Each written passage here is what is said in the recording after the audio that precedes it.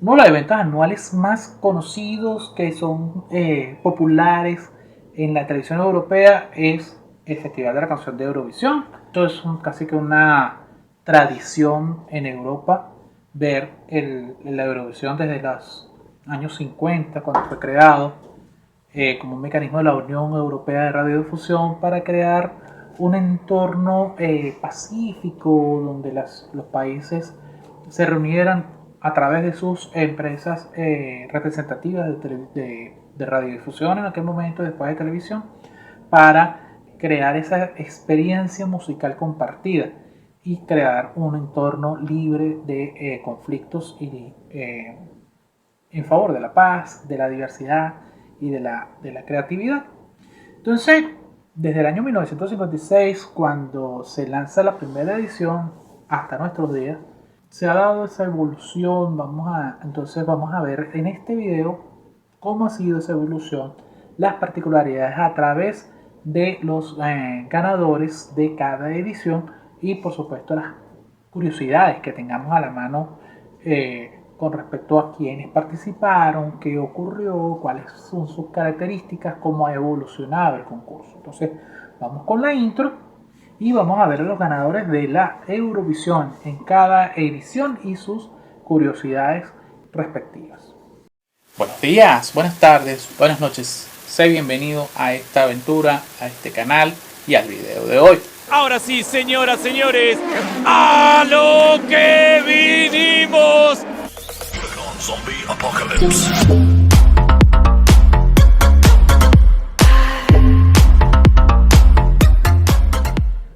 Así es, vamos a hablar entonces de la Eurovisión o del Festival de la Canción de Eurovisión.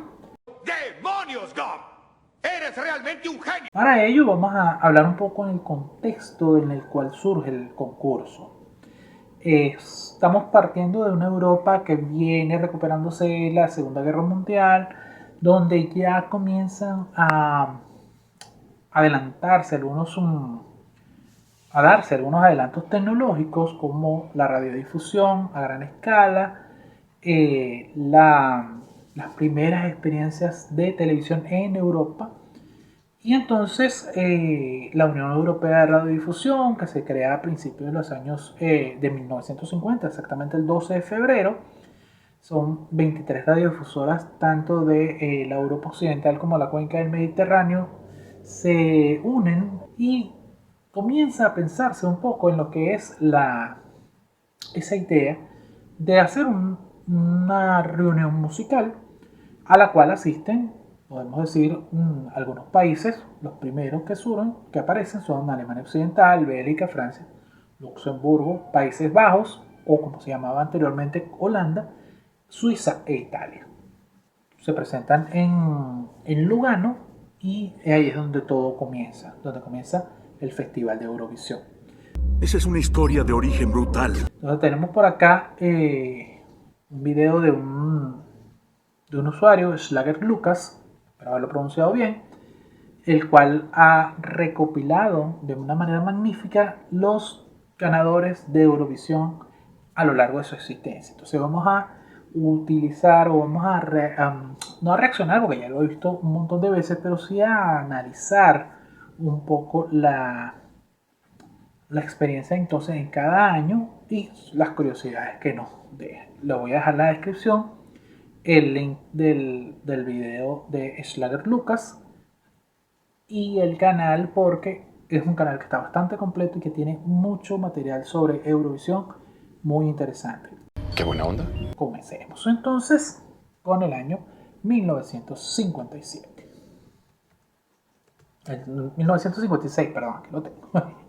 Aquí lo tengo. Vamos a entonces.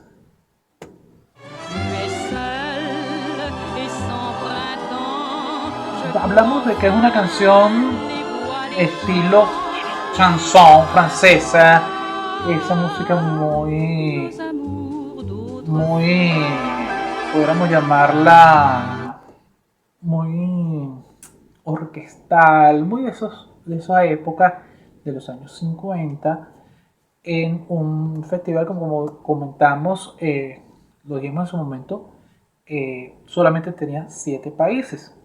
En este caso, se realizó el 24 de mayo de 1956 en el Teatro Kursaal de Lugano, en Suiza, y por haber solamente estos 7 países, ya los mencioné: Alemania Occidental, Bélgica, Francia, Luxemburgo, Países Bajos, Suiza e Italia, ya que Dinamarca, Reino Unido y Austria se inscribieron tarde y por lo tanto no pudieron concursar, se les dio la opción o se le dio la oportunidad a los países que presentaran 2 canciones.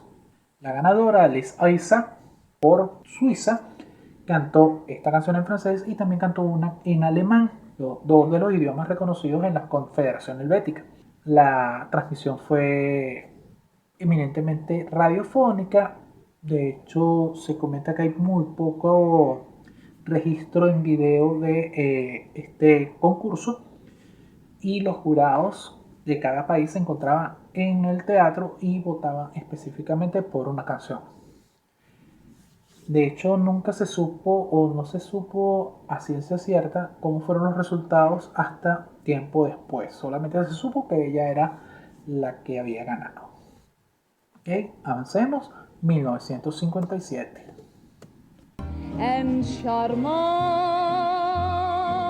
Otro estilo chanson, pero en este caso en neerlandés, porque en aquella época existía la normativa de que tenían que presentarse con el idioma original.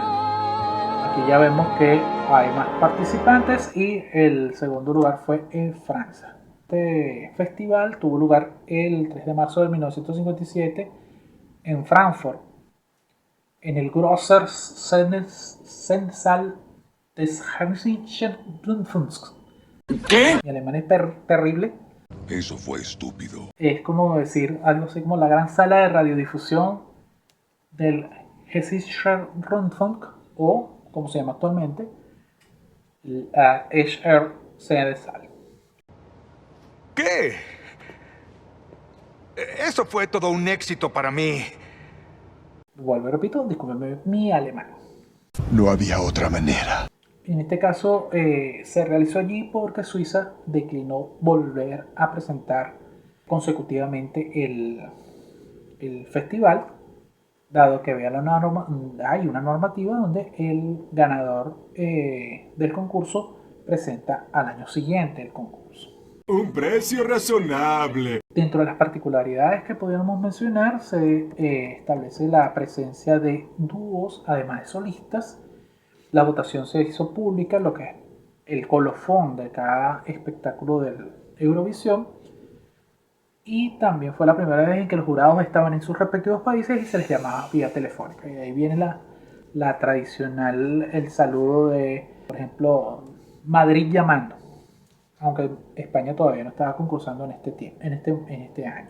Sí apareció el español por primera vez en esta edición, porque la canción alemana de Margot Heisler incluía frases en varios idiomas y entre ellos el español. Ya vemos que poco a poco se va ampliando, y aquí estamos hablando de 10 países los que están pendientes de dar entrada, y quien obtiene el triunfo, que es Holanda, va a presentar el festival del año siguiente, que es 1958. Volvemos a tener una chanson française. En este caso, el primer cantante masculino en ganar la premiación. Los primeros habían sido mujeres.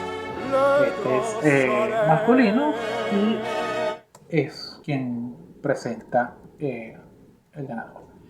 En este caso, en el año 1958 se realizó el 12 de marzo en Hilversum, Países Bajos, y ahí es donde se formaliza la regla de que el ganador celebra el concurso al año siguiente. La sede del estudio del evento fue en los estudios de Avro Fallas técnicas. Espere, por favor. No me voy a estar complicando otra vez con el idioma. Es la Asociación General de Radiodifusión de Holanda, por decirlo de esa manera. Tenías que decirlo. Ubicado en la zona central del país, y es generalmente la sede de donde se emiten los votos desde Holanda. Igual que el año anterior, los jurados no estaban en el escenario, en el evento, sino en cada país. Y en esta edición podemos destacar, además del vencedor, que es el primer triunfo francés, la presencia del italiano Domenico Modugno, que llegó en el tercer lugar con una canción llamada Nel blu dipinto di blu, que nos suena si le cambiamos el nombre a Volare. Oh, Volare, esa misma, porque se hizo famosísima en Latinoamérica y en Europa. De hecho, llegó con esta canción, Domenico Modugno llegó a dominar un momento las listas de Estados Unidos y fue galardonado con 3 premios Grammy en el año siguiente.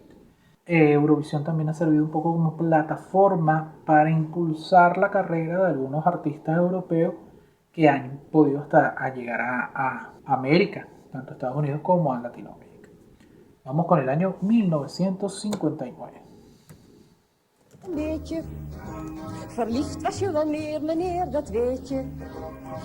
Otra vez, ya esta canción es un poquito más jazzística, más estilo. Otra vez en neerlandés. Es una canción muy simpática. Se realizó en el Palacio de Festivales y Congresos de Cannes, Francia, justamente donde se hace el Festival de Cine de Cannes. Fue la primera vez en la que Luxemburgo no participó, se retiró al haber quedado solamente un punto en el año anterior. Ingresa a Mónaco y regresa hasta el Reino Unido. Ya no eran 10, ahora son 11 los participantes. Además de mencionar que el triunfo correspondió a Países Bajos, ya como lo vimos por acá, Domenico Modugno regresa nuevamente a participar como representante de Italia. Como particularidad, cada país tiene su método para seleccionar a su concursante, algún concurso interno, algún festival. En el caso de Italia es el famosísimo Festival de San Remo, que también sirvió como inspiración a la Eurovisión. Otro de los participantes, aunque no como cantante, sí como director de orquesta, es el reconocido Frank Purcell, músico de dilatada trayectoria. De hecho fue director de orquesta entre 1956 y 1970. Estamos hablando de 16 años en los cuales al menos fue el director de orquesta para el representante francés, exceptuando 1957 y 1968. Pasamos al año 1960. Otra chanson francesa. Esta canción es una presentación muy linda de Este fue realizado el 29 de marzo de 1960 en el Royal Festival Hall de Londres y sería el último festival que se realizaría entre semana. Tradicionalmente se había hecho los días jueves y luego pasaría a los días sábados para mayor interés del público. Como habíamos visto, Países Bajos había ganado, pero declinó no organizar el festival en este año 60 porque ya tenía uno que había realizado hacía 2 años. Entonces, en este caso, la BBC fue quien quedó en segundo lugar, asumió el cargo de la organización. Y fue la primera vez este año 1960 en el cual el ganador del año anterior le entrega el trofeo al ganador del año del festival. Tradición que con ciertas excepciones se ha mantenido hasta en los tiempos presentes. Entonces pasamos ahora a 1961. Otro estilo chanson francés. Lógicamente cantado en francés, muy en estilo.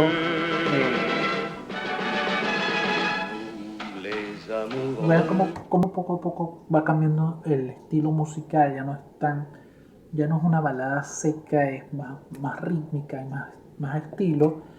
Este fue realizado en Cannes, en Francia, y aquí es donde comienza la tradición de presentarse los sábados, por lo menos lo que es la gran final. Ya después veremos que con la evolución y con la incorporación de nuevos participantes se ha tenido que ampliar un poco la semana, por decirlo de esa manera, de Eurovisión. Esta es la edición en la que se presenta tanto España como Yugoslavia y Finlandia, y esto crea un récord que son 16 países. Establece una particularidad que el Reino Unido queda por tercera vez consecutiva como segundo en las votaciones.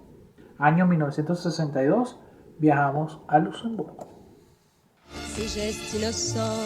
Otra balada, chanson francés, muy romántica. De hecho, la canción se llama El primer amor.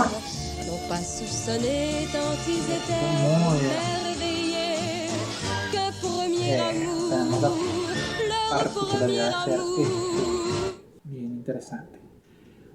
Vamos a ver que en 1962 la edición se hizo en la Villa Louvrecny de Luxemburgo, que es la sede de la compañía de televisión de Luxemburgo. La ganadora, Isabelle Aubrecht, después se volvió a presentar en el 68 y alcanzó un tercer lugar. En este caso, los jurados nacionales tenían que atribuir 3, 2 y 1 punto a sus 3 canciones favoritas, y por primera vez hubo países en los cuales se dio ceros. En este caso le tocó a Bélgica, España, Austria y Países Bajos sufrir ese deshonroso honor de ser los primeros en recibir un cero en votaciones en la Eurovisión. 1963.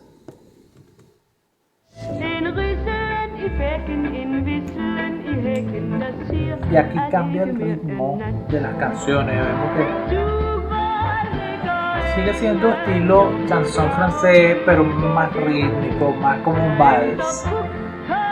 Y vemos que tenemos una ganadora nueva, Dinamarca.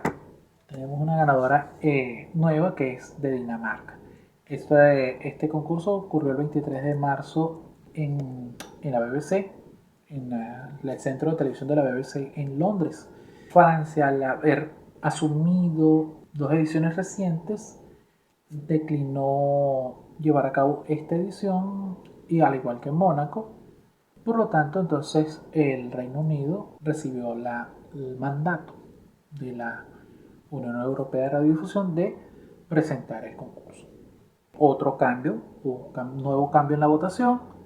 Cada país votaba por 5 canciones, 5, 4, 3, 2 y 1, y por primera vez el orden de anuncio de los votos es idéntico al orden de las presentaciones. Pudiéramos hablar de que destacan algunos representantes como Nana Mouskouri por Luxemburgo o François Hardy por Mónaco, además de Alain Barrière, quien su canción, que al apenas llegar en quinto lugar, pero fue un éxito después a nivel internacional. Entonces, vean que no necesariamente quienes ganan, quienes obtienen el triunfo en el festival, se hacen más conocidos, ¿no?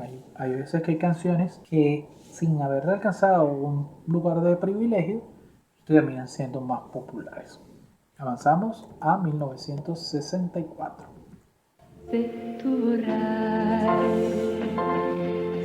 Una balada muy sentimental, muy emocional, de una muy joven Viola Cinquetti, que fue la ganadora por Italia.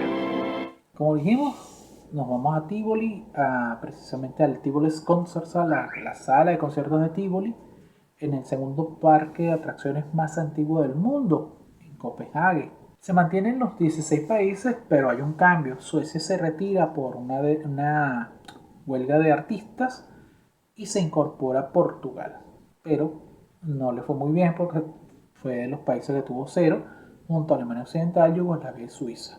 Y aquí comenzamos a ver ciertos cambios. La primera vez en que participantes de ascendencia no europea se presentan. Países Bajos presenta a Nick Gohan, que es de ascendencia indonesia, y España lleva el grupo Los TNT, que era un grupo de ascendencia uruguaya. Como no podía presentarse el trío, sino tenía que ser un solista o dúo, se presentó entonces Nelly junto con sus hermanos. El austríaco Udo Jürgens fue el primer participante en acompañarse al piano, o sea, tocar el piano mientras cantaba. Cosas interesantes que vamos descubriendo de lo que es la evolución de la Eurovisión. Entonces nos venimos para Italia, 1965. Ya el cambio rítmico es reconocible. Es una canción muy simpática de Fancy Girl. Otro segundo lugar para Reino Unido. Esta canción es muy particular. Este festival se realizó en la sala de conciertos del RAI en Nápoles. Ya vimos que la ganadora fue Luxemburgo con esta canción de Fancy Girl, que pudiéramos decir que se llama Muñeca de cera, muñeco de trapo, la traducción que le podemos encontrar al título de la canción.